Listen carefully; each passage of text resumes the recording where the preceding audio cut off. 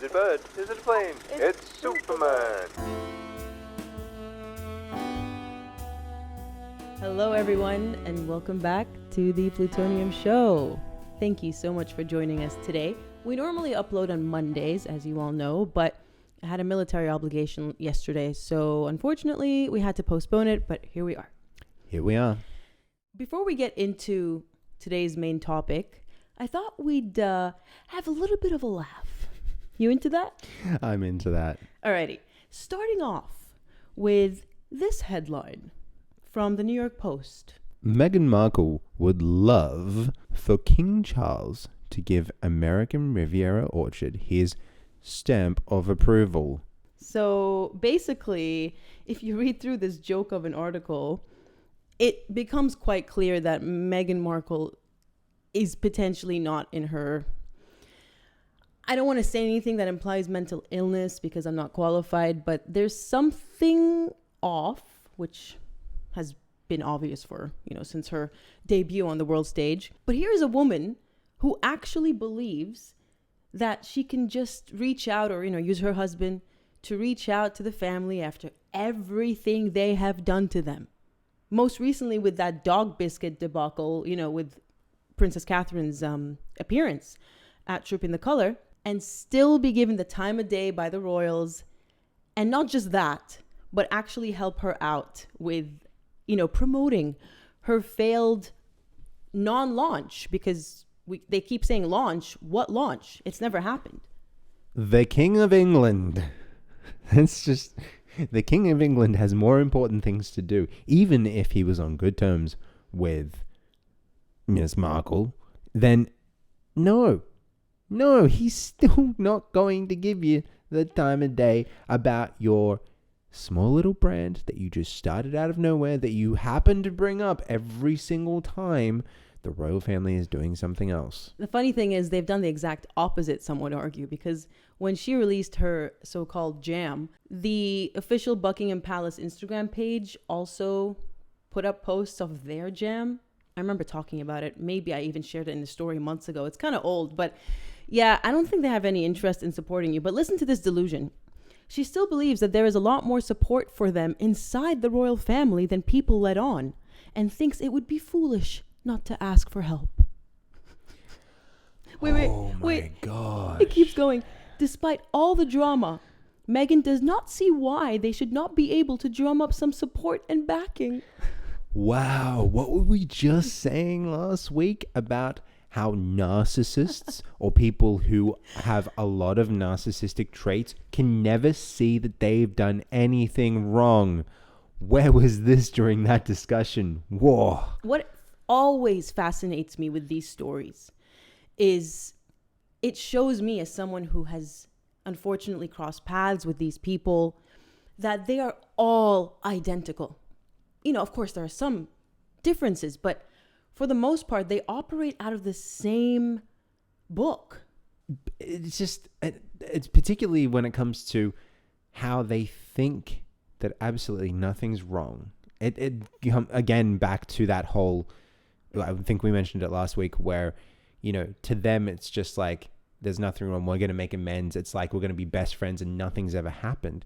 But that idea of after everything she's done, and then people still think that, oh, well, when I call on this person who I've backstabbed, betrayed, hurt, lied to, cheated on, whatever it is, when I call to them, they're just going to come flocking back. And they'll confidently say that to anyone they're talking to. Oh, that person? Yeah, totally. Oh, we're best friends. Absolutely. No, I can ask them to use whatever I want, and they're just going to come to me and give it to me because I'm me. Yeah. I'm me. And who could say no to me? The lying, backstabbing, cheating. In some cases, some of these people are criminals. Yeah. And they've actually committed criminal offenses against these people that they then expect to just, everything's fine. Come use my stuff. Come be friends with me again. It's actual delusion. Yep. And speaking of, here's your next joke of the week. Meghan Markle genuinely feels hurt over royal family rift, wants to talk things through. Report. So, yeah, she feels hurt. It's You see what I mean by something's off here in the head? You have done everything to hurt the family, and you continue to do so. You've never really stopped, and yet you feel hurt, and you wish you could just talk things through. Well, is going on Oprah her version or her definition of talking things through? Yeah, or she likes to talk to the media. Yeah. Or was it the Netflix documentary or the Cut article? Is that your definition of talking things through? Jeez. Where do you even start with something like this? Everyone's had that person in their life where they have done horrendous things to them and then turn around and say, I feel hurt. What? I'm sorry. You're the one holding the knife and you feel hurt. Okay, right. That makes all the sense in the world. But this gaslighting, this absolute gaslighting is the playbook 101 for people like this. Yes. And it is absolutely something wrong in the head. Yes. Oh, boy. Well, here's a final joke of the week. Maybe we'll do this like a regular segment, before at the start of every episode, let's compile some jokes of the week. I haven't read this yet. Yeah, go ahead. Meghan Markle ready to make peace with Princess Kate as popularity plummets. Oh my goodness. This is, when you're laying in bed just about to fall asleep and you suddenly remember something really funny and you just start laughing out of nowhere. Oh man. Oh, you're just walking down the street and you're just like, really funny thing. And this is what's going to happen to me. I do not think of Meghan throughout the week until we do this podcast. And this is exactly what's going to happen. I'm going to be walking around. I'm going to remember, I cannot believe that actually happened.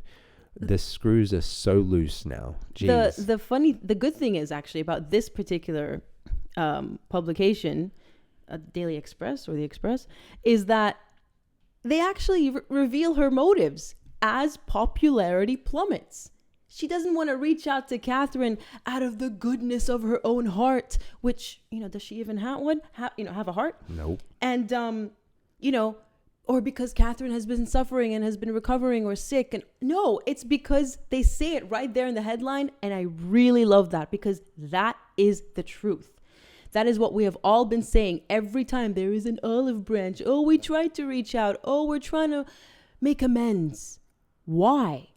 For their own benefit. It was the whole topic of last podcast. The only time these sorts of people come to you is when they need something. Mm-hmm. Other than that, you are like dirt on the bottom of their boot. And also, listen to this narcissism.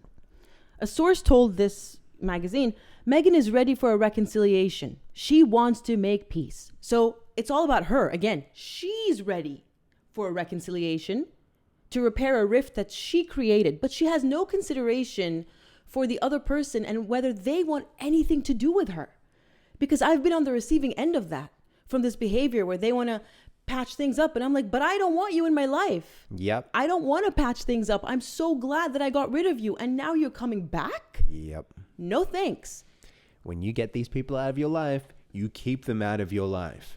They are playing someone did something wrong and they realize the error of their ways and now they want to make amends. And there are people who are genuinely like that, but most of the time I have found that when people are apologizing to you, unfortunately these days, there's nothing genuine about it. Mm-hmm. It's all a lie, and it's also that they can bring you back into their web of lies and play you as a pawn.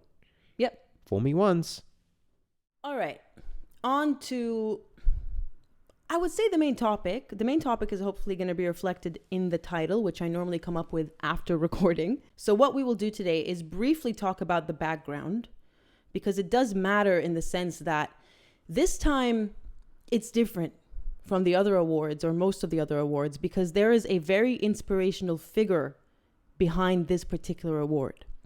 A young man who was around our age when he lost his life. In service, which of course resonates with me, Army Green. So that's how we're going to, kind of focus around the espys. But then there's a much bigger topic that is connected to this award in the sense that Meghan and Harry seem to think that they can purchase honor, dignity. I mean, I guess in today's world, you can purchase respect, unfortunately, because people respect money. But honor and dignity and popularity. I don't think you can buy popularity either. What do you think?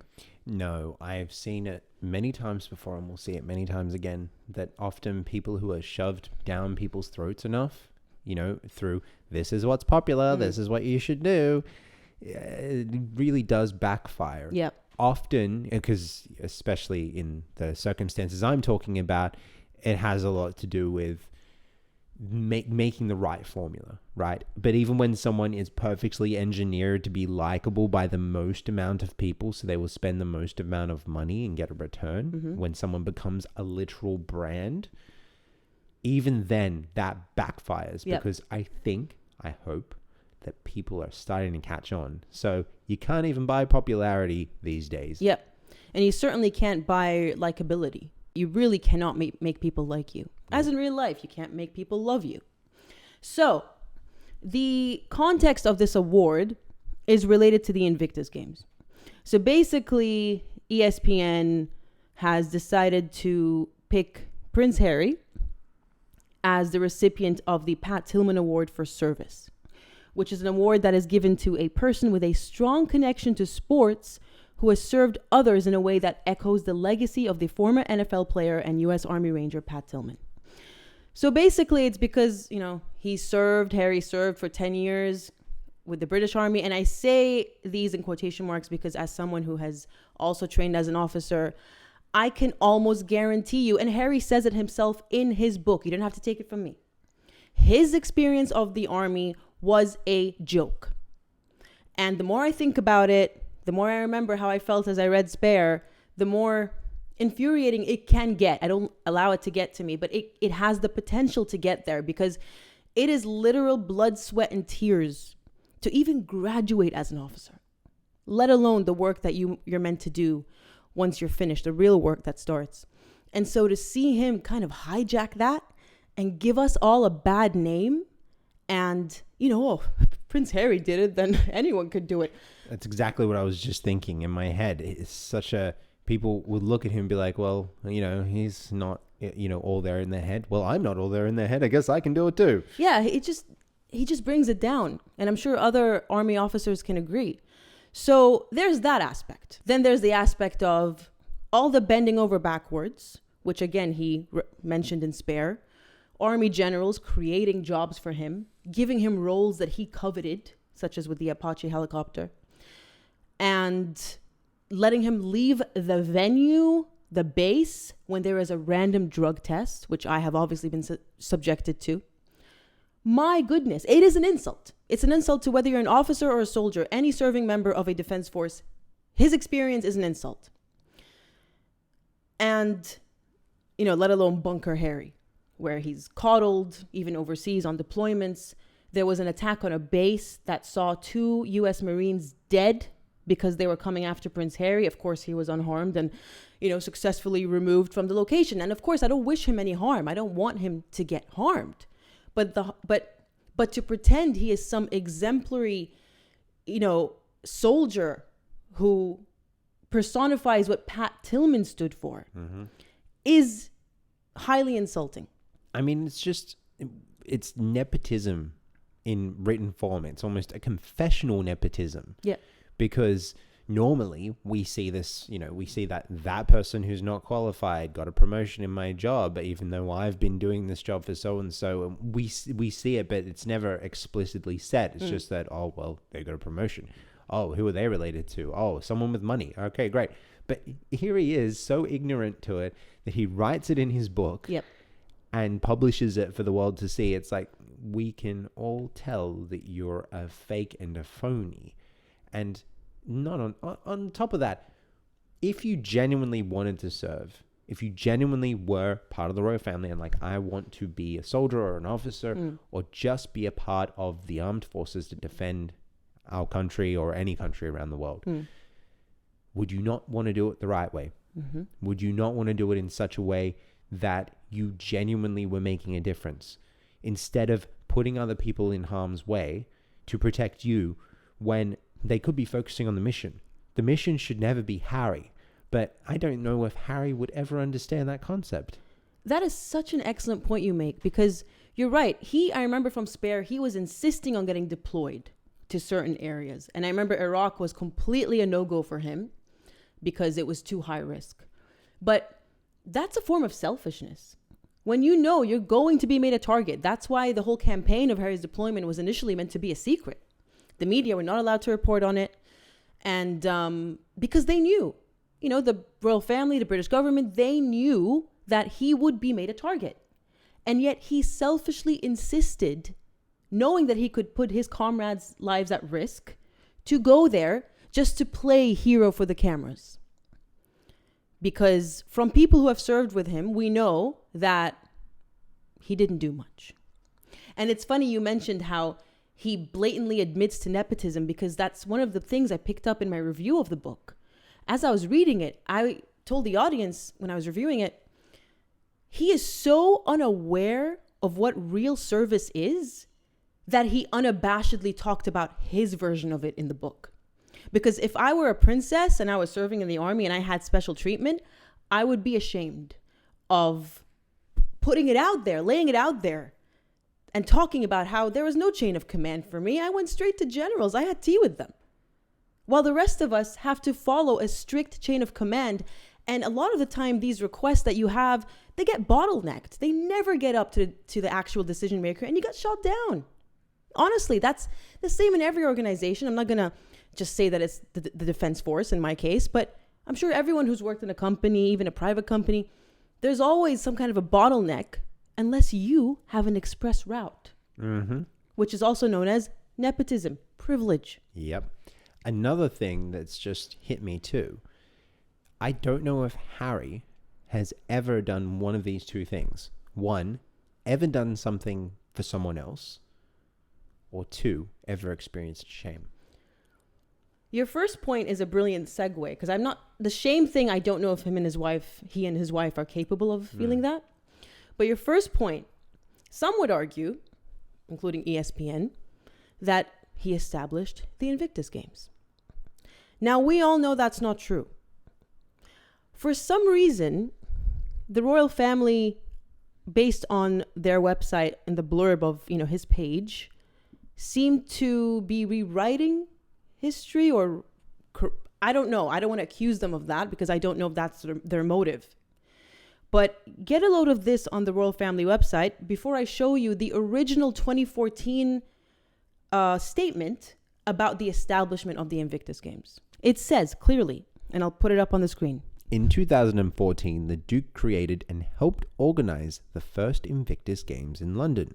So that's what it says on the official page on the royal family's website. If you go to a 2014 version of the Invictus Games website, you will see it clearly says the Invictus Games is an initiative of the Royal Foundation of the Duke and Duchess of Cambridge, William and Catherine, and Prince Harry. Like, he comes in third. Yeah, after that. In partnership with the Ministry of Defense. That doesn't sound like Harry did everything. Not at all. Quite the contrary. In fact, it is a very famously well-known... It is a very well-known fact that he completely stole the whole concept of the Invictus Games from a trip to the US where he witnessed the Warrior Games.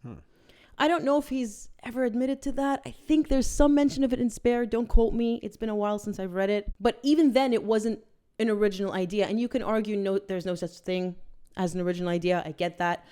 But for them to pretend that it was created, there's no mention of the inspiration. I'm all for inspiration. As a musician, I get inspired by so many other artists. And I'm never ashamed to say, yeah, my work is inspired by these artists. That's why you hear a hint of, their style in my music. Would you agree? Absolutely. In fact, often the idea of creativity, as by some of the artists that I listen to, they talk about you take something and you make it your own. You add your own layer to it, your own take, your own turn. I mean, it's why for such a long time throughout the entire 20th century, jazz musicians would actually cover other songs, but they would make it their own. Yes. They'd do other things to it. And before anyone thinks that a rapper singing over the top of a song that was previously released is somehow making it original, it's really not. But anyway, I digress. That's your bias coming out. So yes, for some reason, the royal family is trying to go along with Harry's version, which is not true. It's interesting. It's kind of related to my next video in the Sussex-Windsor files, which is about a cover-up and also this desire to maintain a certain image of even the exiled members of the royal family. So this really rings true, and it shows that it's still happening, and it didn't just happen with Edward and Wallace. I was thinking this whole time, I mean, this isn't the first time. Yeah. Yep. So this award is being given to Harry on the basis of the Invictus Games in particular, not as his service, but of course, they had to mention it, specifically in relation to it being its 10th anniversary this year.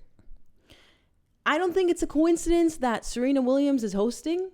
We all know she's best buds with Meghan Markle. And you'd think that after the backlash from all of that she would have, gone, maybe it's not best to associate, but I don't know why she would do that. I have no clue. Obviously, we know nothing about her. I've been hearing from other people that she's not exactly a good person herself. Don't know. All I've ever known her to be is an incredible athlete, a very inspirational one. But we also know that Harry at least used to be her life coach. I don't know if you remember. We talked about it 3 years ago when we first started the podcast. Yeah. I don't get it. It's a joke. I mean, certainly don't come to him for Halloween costume ideas. Yeah, my goodness. But a stellar athlete like Serena Williams somehow needs Prince Harry as a life coach. Okay. This foundation's record itself is not stellar. According to Charities for Vets, this foundation's expenses pretty much almost equal its revenue. If you can have a look here on the screen. Wow. Yeah, it's really sus. And this is what Charities for Vets has to say. Based on its 2022 tax return, we calculate that the Pat Tillman Foundation spent 73.4% of its $5.1 million budget on overheads. This is higher than our recommended 25% maximum overhead spending. We do not recommend giving to the Pat Tillman Foundation. Yikes. I mean, this is the problem with charities who don't disclose where the money goes, right? It's up to Charities for Vets to tell you, and then you figure that out after you've donated to the charity because what? Yeah. How does that even... Oh, man. Also, full credit to the subreddit Saint Meghan Markle for this information. I did not find it by myself. I'll tell you what, they can be some seriously good detectives when people on the internet get together. Absolutely. So, yes, there's been a lot of controversy. Pat Tillman's mother is not happy about Prince Harry. I'm sure you've all heard she's come out and said, really? You couldn't have picked a more divisive person than Prince Harry. And as we've already alluded to, someone who's exactly the opposite of Pat. Pat turned down millions of dollars. He was a young, rich, and very successful NFL athlete, and he gave it all up to serve after he witnessed the events of 9/11. And he stood for the exact opposite of what Prince Harry stands for. Prince Harry gave up everything, including his service, for fame and just vapid money-making and meaningless existence. He famously ditched a memorial service for fallen soldiers to go to the Lion King premiere to pimp out his wife's voiceover services. I mean, you really couldn't be more opposite to Pat Tillman. I'm sorry. I need to amend my previous statement. Harry didn't do anything for anyone else until Meghan Markle came into the picture. And then suddenly, almost everything he does is for her. Yes. Even the Invictus Games is for her. Yes. So that was when Harry learned what it was like not to be selfish. And by then, it was too late. And it was only that there was a bigger ego in the room that couldn't match him. So I mentioned that his mother spoke out. And of course, she was just the tip of the iceberg when it came to the outrage, the uproar, as I'm sure you're all aware of.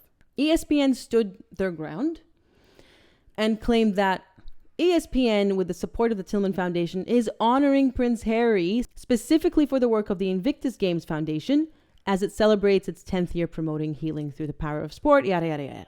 While we understand not everyone will agree with all honorees selected for any award, the Invictus Games Foundation does incredible work, and ESPN believes this is a cause worth celebrating. To which I would say, Invictus Games, it's time to get rid of Prince Harry. Yep. Because it's true, on the face of it, what the Invictus Games does is very commendable. Mm-hmm. But Prince Harry and his wife, as with everything else they touch, have made a complete farce out of it. Absolutely. Just thinking about how someone saying they don't want a member of the royal family anywhere near something, right? Because it tarnishes their name. If we take this context and we go, okay, here's Just Cause A and here's Celebrity A, right? And most of the time you go, okay, if Celebrity A happens to attend an event of Just Cause A, then it will get more momentum. It will just draw more eyes, right? Yeah. When they are openly saying, keep that celebrity away from this event, you have to be a very nasty person. I mean, we've all seen it for years. You know, some of us have even seen it before Meghan even entered the scene. But even the things that Harry, quote unquote, heavy quotation marks, created, even if he had hypothetically actually created anything here, he is now tarnishing its reputation. Yes. I have seen in recent times actual, heads of companies, CEOs, directors, all sorts of things go, okay, I am not what's best for this project. I am not what's going to push whatever my art, whatever I care about into the future. And they step away. Harry's never going to do that. He is now hurting the reputation. If he genuinely cares about the Invictus Games, he needs to walk away. I agree, but we both know he never will. It is literally the only event where Meghan Markle gets to, be on some kind of a world stage, showing off her clothing, because we all know it's become the Meghan Markle fashion show, if you can even call what she wears fashion. But it will never go away as long as there isn't some kind of a revolt inside within the Invictus Games board, within people who are attached to it, going, we need to oust these people. Because they're even suffering with donations, last I heard. People don't want to donate anymore because for years we've seen the farce that it has become. And so literally the founder, the quote unquote founder, and his wife are a liability. Yes. And this is what happens. With these awards, you want to honor the Invictus Games, but then you're honoring Prince Harry, who was a joke. Someone who I believe Pat Tillman would have thought was a joke. Absolutely. Especially considering Harry pretended to serve and Pat actually served. And lost his life. Exactly. There's a whole controversy. I'm sure you've heard of this. I don't want to linger too long because the episode's going to blow out. But there was this whole cover-up surrounding Pat's death, by the way. He was killed through friendly fire. It was very suspicious. The autopsy revealed the bullet holes were too clean to be from the distance alleged. And so it could have been intentional. And initially the family was lied to by the army, saying it was enemy fire. Even until the memorial, they told other soldiers not to talk to the family members and tell them the truth. It's a whole mess. So Pat's already been through a lot. He's been through enough. And honestly, shame on his widow. Shame on his widow for going along with this. Because his mother, it has nothing to do with the foundation. She has no say. That's why she had to express her outrage through the media. Mm-hmm. So, yeah. It's sickening, as someone who has a partner. Imagine your partner dies and you trade off their name. I'm kind of at a loss for words. I don't know what to say because it disgusts me. It just breaks something in your very soul to think that, did you truly ever love this person? Here's a question. Did she meet him before or after he was famous? Yeah, I have no idea. They were only married for 2 years and no children. So some people are saying, why do you still have his surname? You're using it. Especially if you're remarried. She remarried. Exactly. That's the point. Yeah. So, okay. Super sus. But hey, she's, in bed with Meghan Markle. So to wrap up this episode, it is clear that Meghan Markle and Prince Harry have been trying for the past few years particularly since Megxit, to buy honor, to buy likability, and to buy dignity, popularity. They did it. Earliest I can remember is the Times 100, if you remember, most influential people. Yeah, with I remember. That abysmal joke of a magazine cover. I hope someone's been keeping a list somewhere of every single publication that's ever given Meghan the time of day, because that's just straight away, all right, Times, no, everything they say is absolute baloney. It's not even just time of day. It's literally they've awarded them as part of the top 100. You can't. Anyways. What does that say for the other 99 as well? You know? Seriously. Well, we all know there's something wrong with these lists. It's not like, I mean, look at Forbes magazine. A significant and alarming amount of people who've been featured on the Forbes 30 under 30 turned out to be criminals. Legitimate criminals behind bars, I'm talking.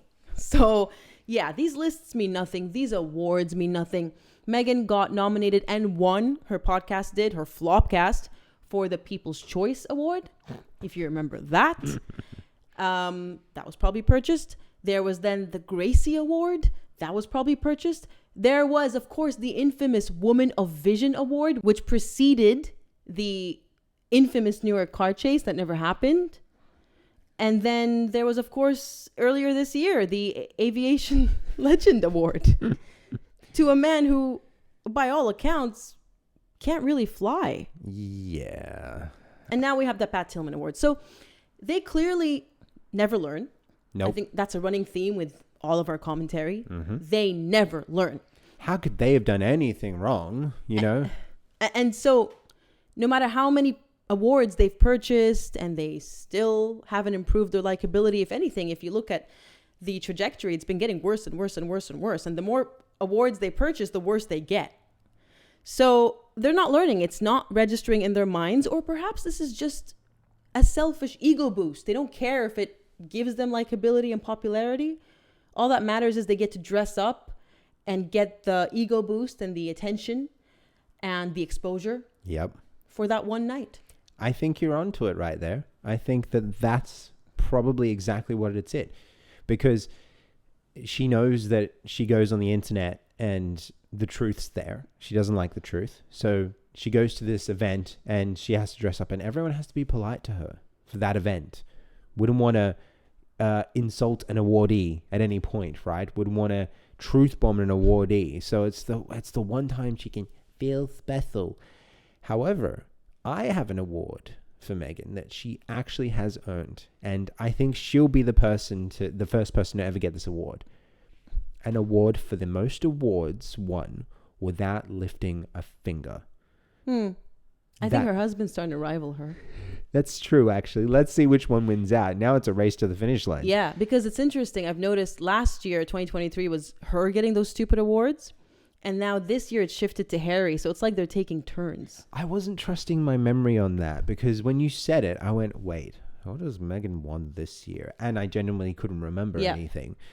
But that's just it, right? It's like, well, we ran out of things to throw at Meghan. Let's see what we can do for Harry. But I think everyone's seeing through it. I mean, look at all this outrage. So it remains to be seen whether he shows up this Thursday. We were actually going to hold off the podcast until Friday to get some footage and pictures. But I was like, what's the point? You know what? It's not worth keeping the channel inactive for that long. He may not even show up. It's still up in the air. You know how they love that. They love to fuel that. Oh, will they, won't they? We don't know if Meghan's going to show up. And at the end of the day, it really changes nothing whether he does. This is just a farce. Like every other award he's received, except, as I mentioned earlier, this time it's worse because of Pat Tillman. Yes. And his memory, his legacy. It sickens me that Prince Harry's name is attached to Pat Tillman's legacy. Yep. So I suppose we'll find out whether he shows up and whether he has the audacity to accept it. I'm putting in a bid for Meghan shows up without Harry and accepts the award on behalf of him. So it's like, I haven't won anything this year.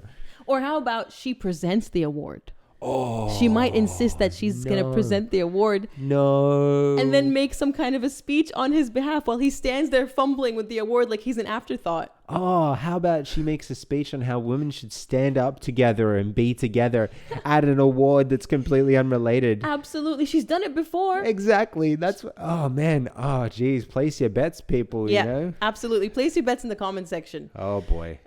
She's done it before. She did it with very early on in 2018. There was this Fab Four, the only time I think all four of Meghan, Harry, Catherine, William were sitting there on stage talking about mental health, talking about heads together. And then Meghan starts just spouting nonsense word salad about women's empowerment. Yep. And it was so out of place. She looked like such an idiot. So can I ask when Meghan hasn't ever spouted word salad and when she hasn't looked like an idiot? Because I don't think either of those two things have ever existed. That is a very good point. And I think we're going to end it off on that note. Of course, sound off your comments and thoughts down below. Let us know what you think about what's going to happen at the awards. Is Harry going to show up and show his face, or is Meghan going to try to hijack the whole thing? I wouldn't be surprised. And yeah, we'll see you in the comment section. See you there. And in the next episode, I suppose. Thanks for joining us. See you next time.